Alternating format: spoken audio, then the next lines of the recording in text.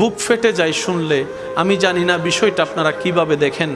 অনেক মেয়ের বিয়ে হচ্ছে না শুধু একটা কারণ, তার বাবাটা মারা গেছে, তার বাবাটা দুনিয়াতে নাই, এই কারণে বলে বিয়ে হচ্ছে না।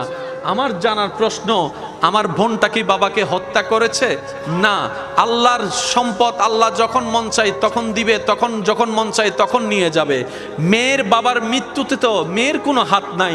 তাহলে বাবা না থাকার কারণে মেয়েকে বিবাহ দিবেন না কেন, করবেন না কেন, ছেলের জন্য বউ বানায় আনবেন না কেন? বলে যে অভিভাবক নাই।